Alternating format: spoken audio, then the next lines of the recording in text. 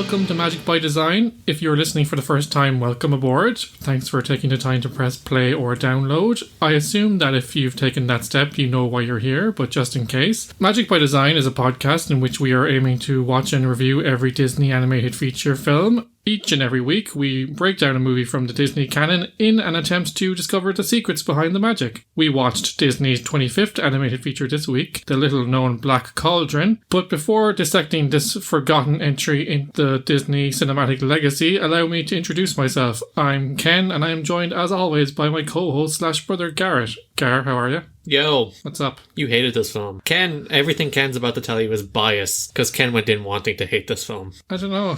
Maybe I did. I legitimately think you went in wanting to hate this film. I had never watched this one. I'd always avoided it because it had this reputation of killing animation at Disney. Even though there was animated films every year after this. Or at least as a cornerstone of the studio. So for me, maybe I was a bit biased because I had this thing of it being a film that harmed animation. You were like, in the early stages, it doesn't even look like a Disney film. And it does. I had a strange feeling of cognitive dissonance, Gar. I don't know about you. This is just me. I'm a human being. I'm an individual. Your anti-Black Cauldron bias coming through. Your hatred of whales. We all know you hate whales. That's the reason you're deep-seating resentment of this film. Who doesn't hate Wales? I've been to Wales once. It was a very nice place. It's the only place in the British Isles I have never been, and I will never go. What do you have against Wales?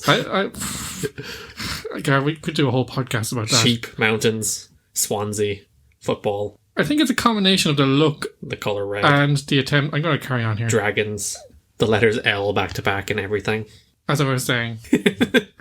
I'm just defining Wales by its many key things, like the letter L back to back and everything. Well, Doctor Who is shot there. That's a saving grace. And Doctor Who is in this film, so you should love it. There is a doctor. This is the first Disney animated feature that has a doctor. Is it the only Disney animated feature that has a doctor in it? Possibly. It's a fake doctor, though. No, he's a number. He's connected. He's there, but he's not in the official canon as such. Yes, he is. He's considered separate in the canon. He regenerates into Christopher Eccleston, doesn't he? Yes, so he is a doctor. It's officially in the canon. But he's called the War Doctor because he wasn't a real doctor, because he abandoned the principles of the Doctor. Oh, does that mean, what's his name? World War II British Prime Minister guy. Why can't I remember his name? I don't know who you're talking about. The Prime Minister of England in World War II. Churchill, there we go. Because he was the war prime minister. He's not a real prime minister. He's not a canonical prime minister. Yes. Your absurd Doctor Who logic. He's not a numbered doctor. He didn't have a TV show. But he's in this movie, Ken, so you should love it. You're anti-Black Cauldron. He's not Welsh, so I can't... Actually, I don't know is he Welsh. I assume he's not Welsh. I don't think he's Welsh. No, he's not Welsh. So yeah, you can't hold that against this film, I guess. For me, it was just a combination of the look of the film. I didn't think the animation looked like a Disney film, and Disney's attempts to bury the film. It does. I don't have any reference for it. You're building into the narrative, Ken. You're buying into Disney want to bury this film, and you're allowing it to happen. You're giving in to the man. The corporations are holding you down. In fairness, Garrett, it's barely associated with the Disney canon. That's because Disney are censoring this film. That's what's happening. The Black Cauldron is being taken out of the culture, and we are here to restore it to the culture as it deserves to be, as a pretty mediocre film. But nonetheless, it deserves its spot in the pantheon of pretty mediocre films, along with other such pretty mediocre films as Dumbo and... The Aristocats? No, that's far worse than pretty mediocre. That's way worse than this film. That is a film that should be deleted from the Disney canon. The word Aristocats should just be you should just see it as a void. You should go to Disney Plus. You should type in Aristocats, and there should be a space for it, but it should be grayed out and removed and unclickable. Gar, this is not about the Aristocats. I'm never going to let the Aristocats go. Gar shoehorns in a burial of the Aristocats in every episode now. And it's going to be a new one. I'll at least keep it fresh and interesting. I will bury Aristocats in different ways every week. The thing is, Gar, I am very much a nerd for this type of thing, but it didn't land with me. It felt like Lord of the Rings light. But I want to read this guy's book because I want to see did this film rip off Lord of the Rings or did he? Because there is so many parallel Lord of the Rings. The Horn King is Sauron. The Black Cauldron is the One Ring. What's his name? Weird guide name, Welsh name is Frodo. It's full Taran. There you go. One of the more easily rememberable. Elonwy. See, she's in a doctor. That's David Tennant's catchphrase, isn't it? Elonwy. Elonzy. I'm making a very good Doctor Who wordplay joke, and you're shutting me down. Well done, done for your mediocre joke, just like this mediocre film. Another thing, I just don't think Disney knew how to handle this type of story. According to the author of the books, the final film had very little to do with his series, so perhaps it would have been better if it was more faithful to the source material. I disagree that Disney had no idea what to do with this film, because I think Disney have made this film already. You reckon? Sleeping Beauty. Yeah, there is parallels, and there was some calls to make it along the same lines. Like, this is Sleeping Beauty for guys. That's as simple as that. Like, this is Sleeping Beauty geared towards Sleeping Brody. Yeah, Sleeping Brody. It's geared toward young men. You're very happy about yourself. I was very happy about that. I didn't pat myself on the back that much for my wonderful Alonzi wordplay, but then the big smug smile on his face when he said Sleeping Brody, very pleased with himself. It just came to me. But yeah, it's like it's Sleeping Beauty aimed at young boys instead of young girls. That's what this film is. The film was directed by Ted Berman and Richard Rich, or Richie Rich, if you will. Is he the inspiration of the film? Perhaps. Richie Rich. They had directed the previous film, The Fox and the Hound, in 1981, which we talked about last week. Go back and listen to it if you haven't done already. Not many people have, actually. Oh, how many listens does it have? 10. Oh, guys! Come on. What's wrong with... Actually, no, maybe they haven't made it. That's the reason. You see, they have also watched The Fox and the Hound and have not yet worked out whether or not they like The Fox and the Hound, and thus cannot listen to us to determine whether or not we like Fox and the Hound, because they don't want their opinions biased, which is quite understandable, and that's the only reason people haven't listened to that. Actually, I never plugged that episode on Twitter either, so...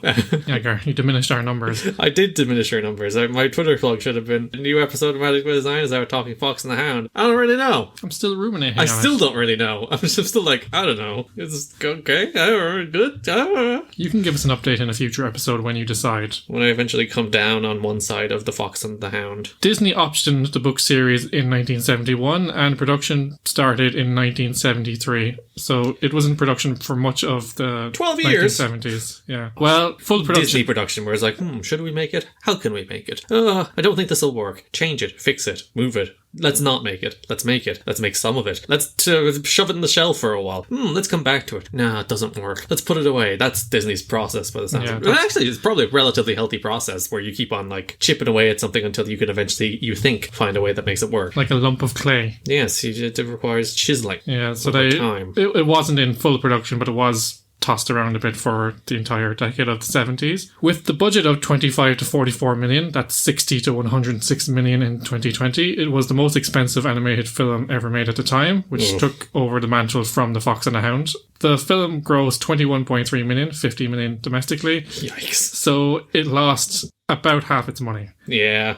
Because of its commercial failure, Disney did not release the film on VHS until 1998. Ooh. So eventually they're like, fine, if you want it, you can have it. Critical reaction was mixed, recognizing the technical achievements, but noting it lacked the compelling characters of other Disney classics. So, really, the critical and commercial failure of this film had a big effect on animation at Disney, but we'll talk about that. Some critics say it was confusing. Yeah, I wouldn't say confusing, but it lacked fleshing out, I thought. It's really not, like, it's the most, like, MacGuffin film. There is a MacGuffin, bad guy wanted, good guy wanted, chase. It's like the most basic adventure film structure you can possibly have. It's really not confusing. It's not confusing in terms of the story structure, but the motivations, what the Cauldron actually does, all that stuff is Welsh a bit... names. Yeah. Clearly the Welsh names is just overwhelming. The friggin' Flewooder Flam. How can you even pronounce that? Why are there so many Fs? Welsh is such a weird language. It is a very... It's the connecting letters that are very confusing to, I think, most people's brains who don't speak Welsh. But, like, we have Irish, which is also a nonsense language, so we can't say a word. And it has some logic, though. Welsh just seems like gobbledygook. Yeah, well, in Irish, you at least usually pronounce most of the letters, and we don't have a necessary... Actually, we do have unnecessary letters, but still. Well, we all have our nonsense. All languages are nonsense. English has unnecessary letters. Silent. French is the worst for unnecessary letters. It's like, yes, just don't pronounce the last letter of every word. Why is it there? Don't worry about it. Oh, French. This is the first Disney animated feature to contain computer-generated imagery. Looks weird. Moving away from the multiplane camera hand-drawn technique. Yeah. It's not like rife throughout the film. There was some bubbles, a boat, a floating orb of light, which we'll get to later, and the cauldron itself. So it's not used like a lot. Because the weirdest one for expensive. me was when they were standing in the horizon looking at the castle, and like the clouds in the background were computer generated, Yeah. but the characters in the forefront weren't. So it had a weird green screen effect, didn't it? Yeah, it looked very strange. And like, this is 1985. This is the early days of computer. Like, Toy Story is still, what, 7 years away? It's in its infancy, probably in pre-production, I would say, at this stage. But still, it's still a long way away from somebody cracking 3D animation in a big, meaningful way. And this is the baby steps. This is the steps that you see that get you there, aren't they? Yeah. You don't get to Toy Story without this. And it's weird because the animation is pretty good before that, but when it gets to that, it gets very rough against that background, so it just looks kind of hokey. You can clearly, the technology's just not there yet. And they're trying, and they're making it work as best they can, but the technology's not there yet. There is some cool effects. Like, as you mentioned, the cauldron effect is quite cool. It's very dramatic at the end, and the orb is it's there. It's a nice, easy way to test out the technology. It's there until it's not. Yeah. It disappears for large stretches. It's Navi from The Legend of Zelda Ocarina of Time, Ken. Never played it. It just doesn't shout, hey, listen. The film was originally slated for release in 1980, but it was delayed due to Disney animators' trouble with animating believable human characters, something they had never really gotten right to date, perhaps with the exception of Sleeping Beauty. Yeah, there's like, it seems to have gotten worse though, doesn't it? Yeah. Like when you look at Peter Pan, which has perfectly like clean animated characters for the most part, and then you go, not to harp on it, the Aristocats, where there's a woman who's literally melting on the screen. Like a candle. Yes.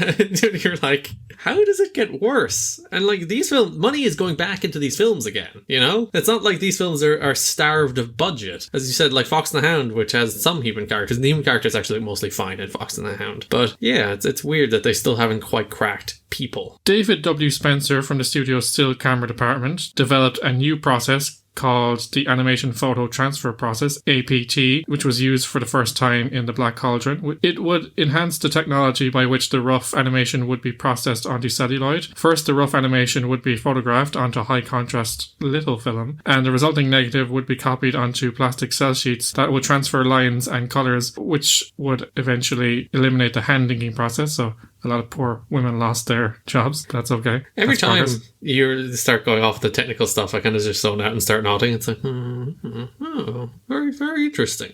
They still use a lot of the traditional technique because the APT process transferred line art, but would fade off the cells over time. So they kept with the zero graphic process for a lot of the film, which they had been using since the 1950s. It's about time they started pushing the technology forward, though, isn't it? 30 years without a major technological shift? That's kind of unheard of, I'd imagine. Spencer did win a Technical Academy Award for this process, but computer animation would soon render it obsolete.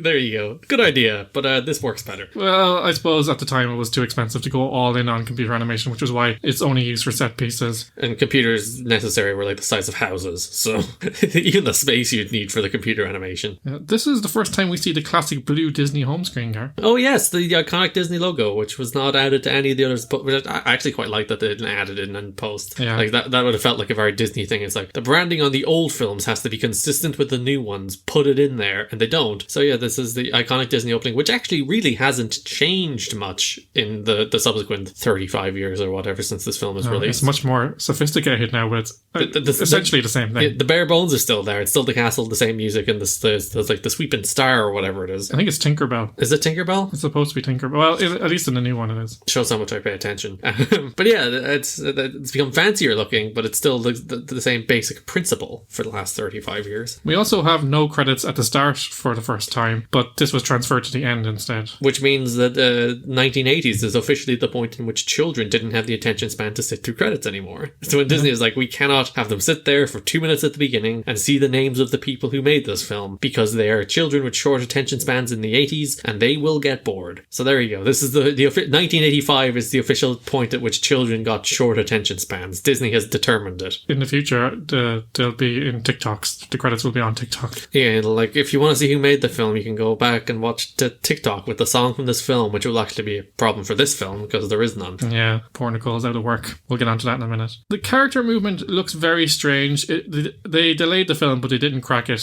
even with the delays. The Horned King's movement is my favourite, actually. There's a period later in the film. I think it might actually be somewhat a stylistic choice that he doesn't really walk. He more like floats. Yeah. And it's kind of funny to see him just float without any real animation. I had a note here that the Horned King looks like Skeletor from He-Man. He does. Even the very beginning, I'm like, is this Skeletor? He looks like crap, to be honest. Worse than Steppenwolf from the Justice League and Madame Bonfamille from the Aristocats combined. So he looks like he's kind of melting, but also moves kind of weird. He's not as bad as the Aristocats. Let's not throw things we can't take back here. They've had better. Like, if you look back to even Fantasia, the devil in that would have been a cool looking villain, but it just looked kind of lazy to me. There is a moment in the early parts of the film where he like appears in front of a bunch of goons with these like very impressive thunder and lightning effects. Yeah, that was pretty cool. Like, that was a set piece, and then they just very like Maleficent-esque. Like he's dead Maleficent is basically what he's meant to be, because this film is Sleeping Beauty for guys. So of course the villain is a dead skeleton who has skin but doesn't have skin. I'm not sure. I didn't think he had skin until the end. Until when his skin gets burned off by the cauldron. So it's like apparently his flesh, even though he looked like a skeleton the entire time. Yeah, well, maybe it's just like one of those skeleton flesh, like mummies. Like, they have skin, but it's very dry. And it's just green, weird. But then sometimes he's grey, and then sometimes he's black, and another time he's like purple. The colours change a lot in this film. Yeah, the film is loosely based on the first two books of the Chronicles of Prydain by Lloyd Alexander. He must have Welsh heritage. His name is Lloyd. Surely he does. Yeah, the series has 5 novels and are based on Welsh mythology, as you noted, Gar. Ollie Johnston and Frank Thomas were convinced that the studio should produce the movie, and that if it had been done properly, it might be as good as Snow White. It's interesting to me that this is still their benchmark, despite producing better work since. Like, as we discussed in other podcasts, I would consider Bambi a much better film, and Sleeping Beauty. Yes. But and that's probably the reason they needed to go at this stage. Pooh. Could do more Poohs. Yeah. More films like Pooh. That would be a plus. I'm on board. More films like Pooh. Gary just wants more Pooh in his life. The story took a long time to develop due to having to pare down the over 30 characters from the original books. Gurgi got in, though. That's all that matters. Gurgi is like, we gotta get Gurgi in there. Gotta get Gurgi / Gollum.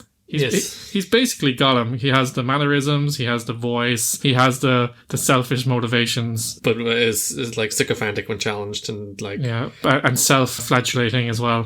What led to the long development time. So the story was very complicated to pare down into a kind of an 80-minute film. The most basic story they could possibly have told, basically. Shortly before the film's initially planned 1984 theatrical release, a test screening for the rough cut of The Black Cauldron was held at the studio's private theatre in Burbank. After the film, particularly the climactic cauldron born sequence, proved to be too intense and disturbing for the majority of the children in the audience, most of whom ran away out of the theatre in terror before the film even finished. Newly appointed studio chairman Jeffrey Katzenberg, who went on to form Pixar when he got ousted from Disney eventually. And most importantly, Ken, Quibi. Yes, of course. He launched Quibi. That's, of course, his legacy now.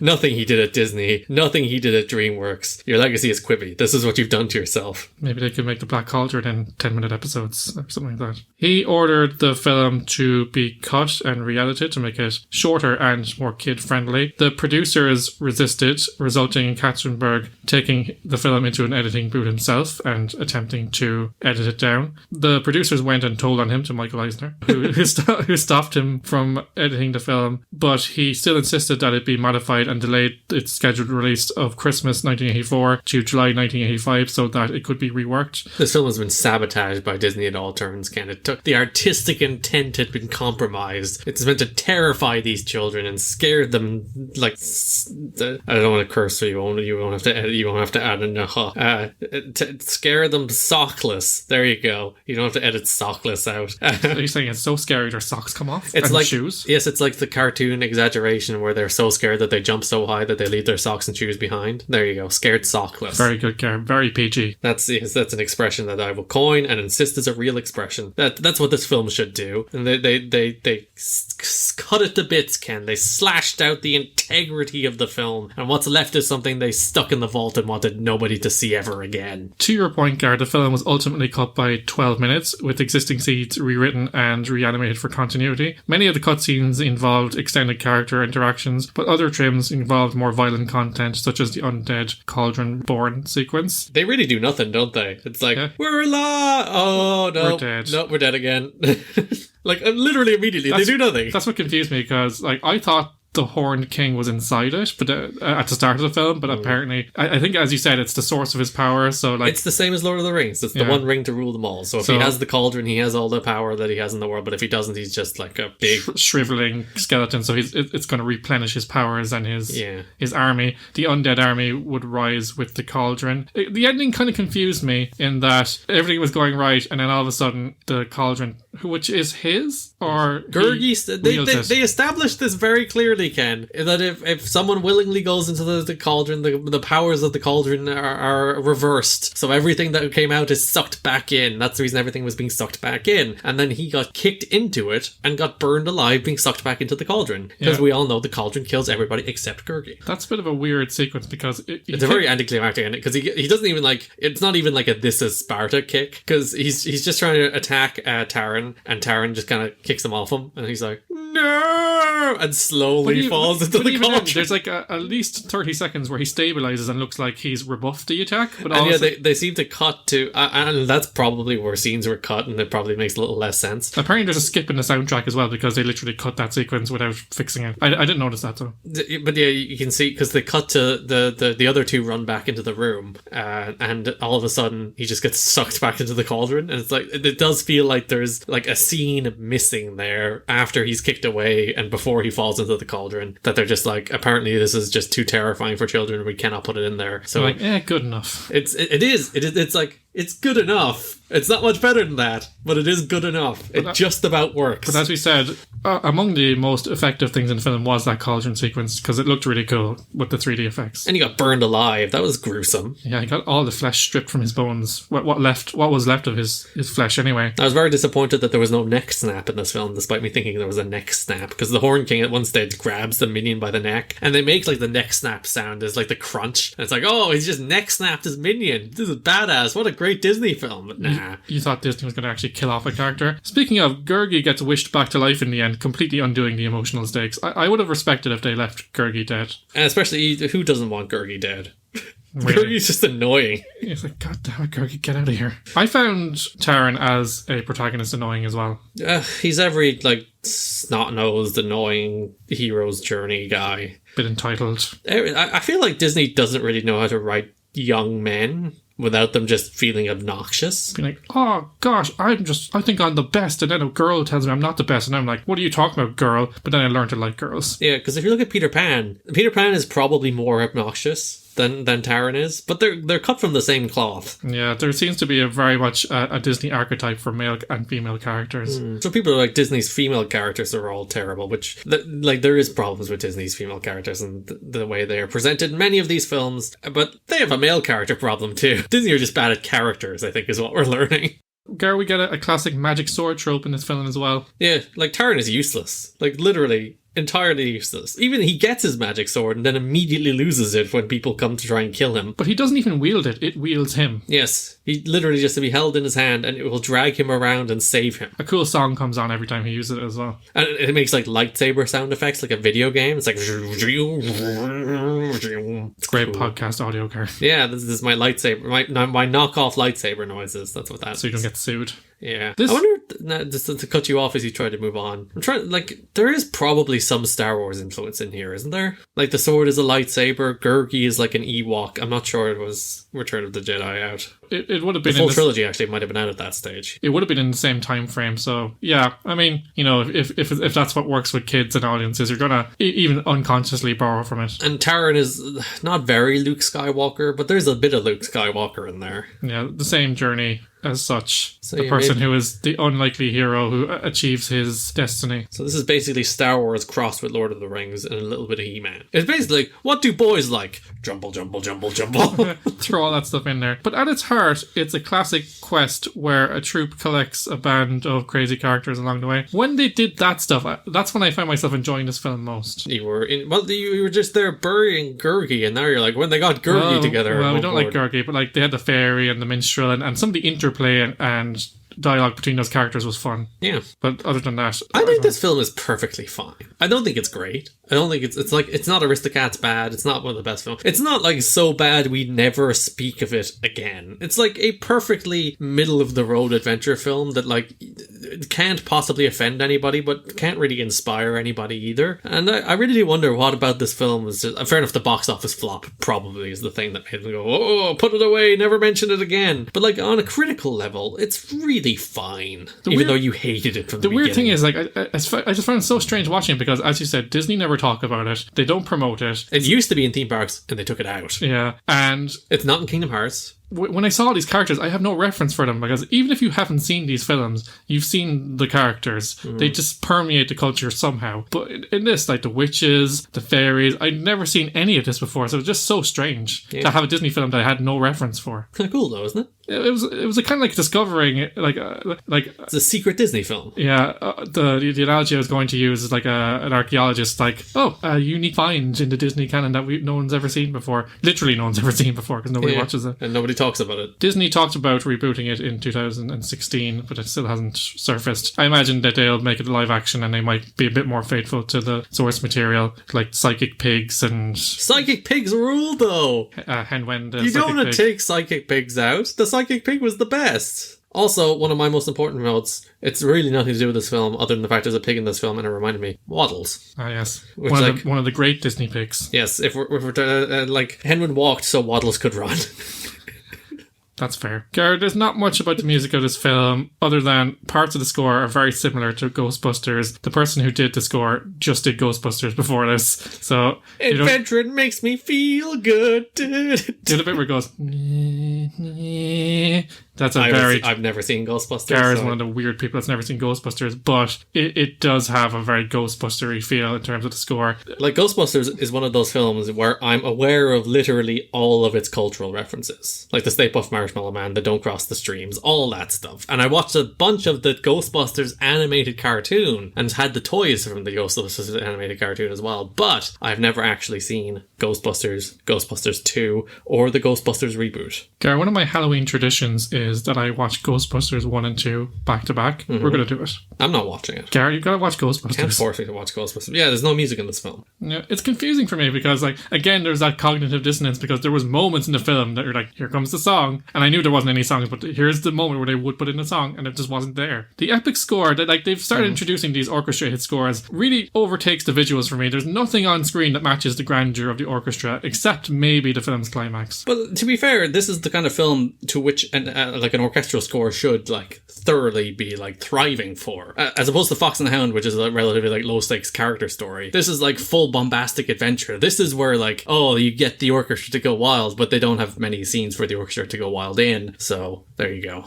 As we know, to go one last musical reference here, the first Disney film to have a closing credit sequence. So it did have the nice title cards at the end in the rolling credits, which we saw for the first time, and it had elements of the score as well and other songs. But the Disney closing credit sequence would become iconic because they do usually put some effort into the visuals, and there's a nice version of the soundtrack, but they haven't done that yet. So yeah, it's usually the classic famous singer sings a version of one of the songs that we mentioned last week. They're actually the animation of the credits, which we didn't actually watch because we're horrible millennials that don't watch credits. We kind of skimmed through them, but the animation of the credits actually looked quite nice. It looked nicer than the film in some places. It was like still animation of the characters and stuff, and like I think the characters in the film are pretty well designed. I think Taran is your like pretty classic Disney like protagonist, and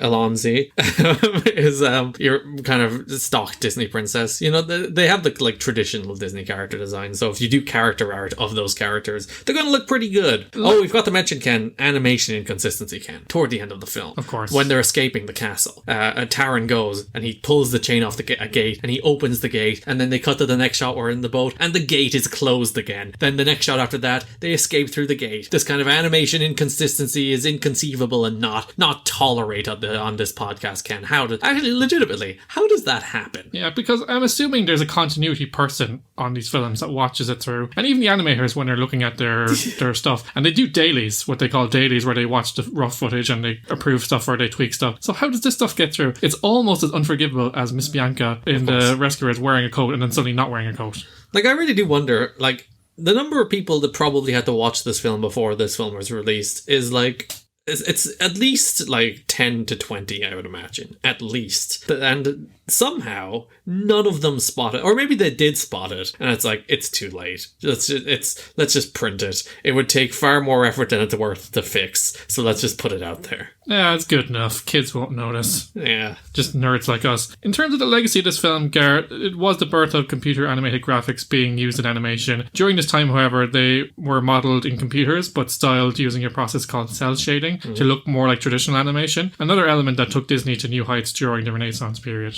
And you still see cell-shaded animation to this very day. You do. I prefer it. I think cell-shaded animation is like, there's a big thing about video games because like The Legend of Zelda: Breath of the Wild, one of the best video games of all time, is cell-shaded. So was Wind Waker, which again one of the best games of all time. I think it's a happy medium because in fairness, I love Toy Story and I do accept that this is the norm now in animation 3D. But something about the cell-shaded animation living between 2D and 3D just really appeals to me. I think it generally, probably not in the case of this film, but generally, I think it ages better. True. Like if you look at a lot of, to go to the example of video games, if you look at a lot of 3D video games, especially early 3D video games, a lot of PS1, PS2 games, they look dreadful, by 2020 standards. No, They've aged the polygon shapes and horrifically. It's all like weird blobs and triangles, and it's all very strange. Whereas if you go back and look at like Super Nintendo games with their sprite-based art, much better. But then you look at like some of the 3D games that used cell-shaded art, like, say, The Wind Waker, which was released in like 2002, I think, give or take, aged much better. It looks much nicer. And we're looking at upcoming films here, Gar, like Beauty and the Beast, Aladdin, The Lion King,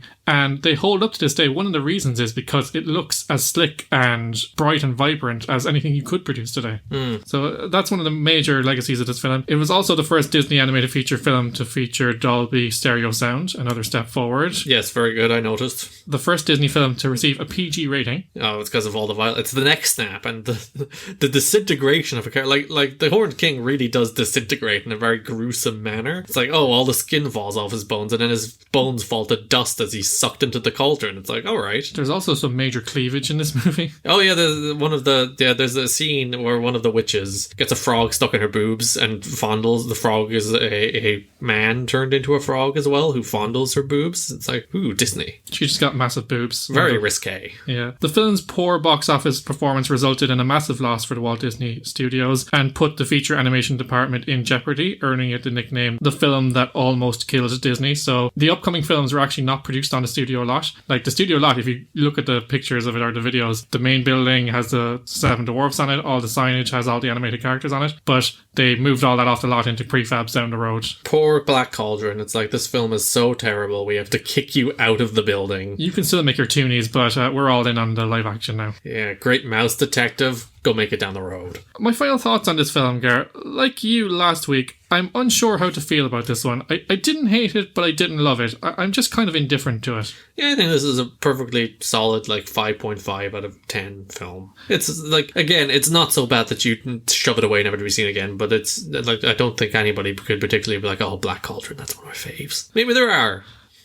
Not that many, though. Mostly because no one saw it. True. As I said, I enjoyed some of the wit that emerged from the trials and tribulations of the ragtag band of adventurers and its landmark achievement for visual effects in animated films, especially the film's climax where the cauldron takes center stage, but ultimately it left me cold. Overall, I feel like this film is forgettable. I can see why Disney have never really been keen to promote it and fans tend to forget it exists, resulting in it being lost to the doldrums of Disney animated history. Unfairly so, by the way. You think so? Listen, if we're going to remember Aristocats, we got to remember this. That's fair. As I said, I love fantasy films, but this just isn't a good example of the genre. Even at the time, there were films that did it better, such as The Neverending Story, Dark Crystal, The Princess Bride. I know they were live action films, but there are successful examples around the 80s that did this better. I think if they had maybe invested more in the source material and understood what appeals to people about these films, it could have been better. What would you have changed? I don't know. I just, again, as you said, the stakes just felt low and the characters just weren't compelling or appealing. You weren't really rooting for them either way. Poor Taran. He's doing his best. I actually quite like that Taran realises by the end of the film that I'm a fraud. I'm like, not legitimately, that's his takeaway from the film. That's like, I'm not a hero. I'm a pig. I'm Pig Boy, as he's called multiple times in the film, to my delight. He's like, I am Pig Boy. This is my lot in life. And I'm okay with that. Just bring Gurgi back to life. And then he probably regrets that because Gurgi's very annoying. Instantly just comes back. Oh, kill him again! Can I have my sword back? I'll do it myself. I'll keep the sword. Alright, Gurgies, we've come to the end of the show for another week. Sadly, as we said, there are no songs in the Black Cauldron, but fear not. Our resident musical maiden Nicole is still going to grace us with her presence this week, so be sure to stick around for her usual segment minus the performance after the outro. You can find brand new episodes of Magic by Design every Monday, where all magical podcasts are downloaded. Check out our website at magicbydesign.buzzsprout.com to find a full list of podcast providers. There, you'll also find all our previous episodes if you're catching up, or feel like revisiting an old favourite. Seriously, there's some episodes recently that were very good and haven't got any listens, so all of our episodes are very good, Ken. We've never produced we're not like Disney, we don't have duds. We have podcast after podcast of gold. We've never had an Aristocats in our canon. Yeah, Disney is going to produce a retrospective of our podcast. That's how good this podcast is. It's like, oh god, this is better than any of the films we made. We gotta produce a retrospective of the magic of Magic by Design. There you go. It's like, that's the name of the series. Gar, Disney Plus special. When they make a film about us, who do you want to voice you and which animal do you want to be? Justin Bieber and Fox. Good call. I would like to have Brian Cox and an eagle.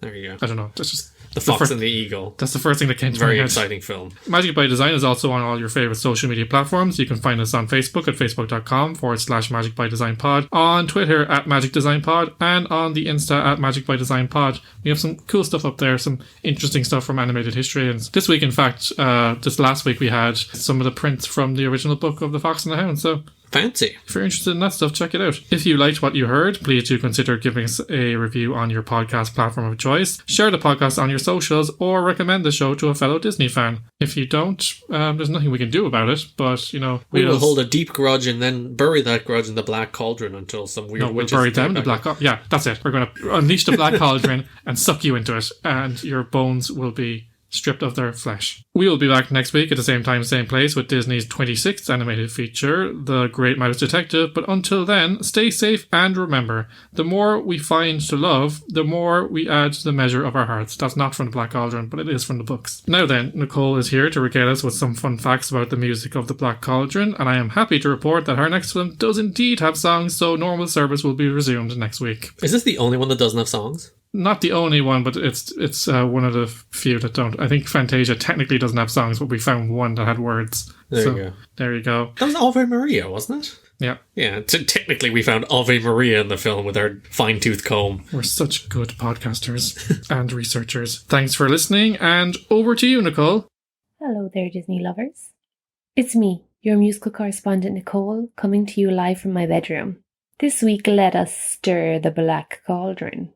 My dearest Disney listeners, I am afraid that this is one of the only Disney movies to contain no songs. The shock, the horror. It really is Halloween time. However, the film score was composed by the rather successful and award-winning composer Elmer Bernstein, who also wrote music for The Magnificent Seven, To Kill a Mockingbird, The Great Escape, and later on, Wild Wild West, among many others. Bernstein is known as the composer who developed some of the most recognizable and memorable music themes in Hollywood history. He also won an Oscar for his score to the film version of the musical Thoroughly Modern Millie, one of my faves, and wrote the score for the Thriller music video with Michael Jackson. At the time of developing the music for the Black Cauldron, Bernstein was reveling in the success of his music for the 1984 Ghostbusters movie. Just like Ghostbusters, Bernstein made use of the eerie instrument, the onde marno. It was a French electronic musical instrument developed in the late 1920s, played by a keyboard. It sounds like a cello played by an alien through a strange radio frequency. I'm coining that one. Popular bands like Radiohead and Daft Punk have used it in their tracks as well. There was a lot of revisions to the film, and so Bernstein's composition was cut or unused. However, music critics were positive and felt that Bernstein's bleak and ominous arrangements played a significant part in depicting the fantasy world of the film. That's all for now, folks. My pipes are taking a rest, but tune in next week for more musical treats.